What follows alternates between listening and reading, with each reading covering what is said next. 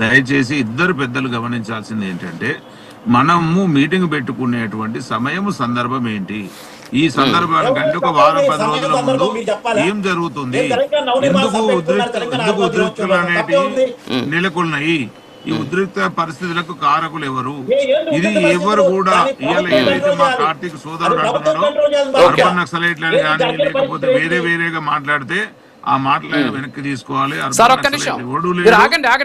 సునీల్ గారిని మాట్లాడండి. అర్బన్ నక్సలైట్ల మాట అనేది వెనక్కి తీసుకోవాలి. ఇవాళ మీరు ఎవడైతే పని పాట లేని వాళ్ళందరికీ అర్బన్ నక్సలైట్ కనబడతారు తప్ప, ఇవాళ మా సార్ పేరు నాకు తెలియదు, కార్తీక్ అండి, ఇంకొక ఈ సార్ పేరు ఏం పేరు? నా పేరు కార్తీక్ అండి. Okay sir.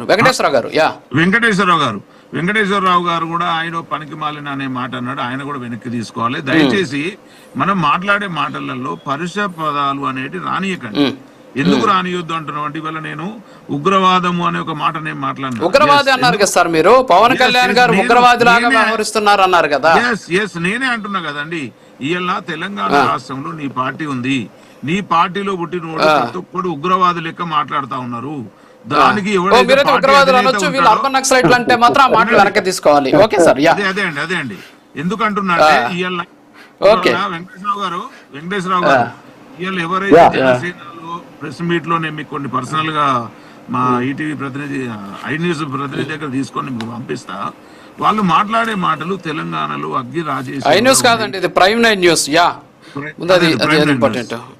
Sorry prime nine. మేము అసలు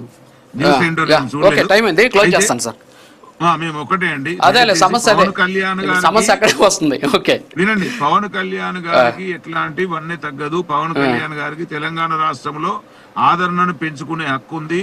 ఆయన తెలంగాణ రాష్ట్రంలో ఆంజనేయ స్వామి కొండగట్టుకు కనీసం బస్ యాక్సిడెంట్ అయితే అప్పటి ముఖ్యమంత్రి రాకుండా పవన్ కళ్యాణ్ గారు వచ్చారు.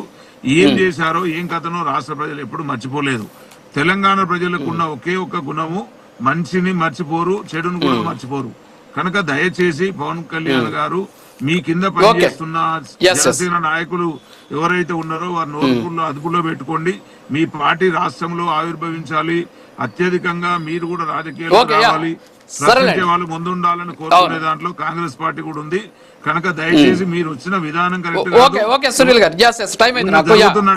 పరిస్థితులను బట్టి మాత్రమే అది తెలంగాణ ప్రజలు నక్సలైట్ గాని అడ్డుకోలేదు.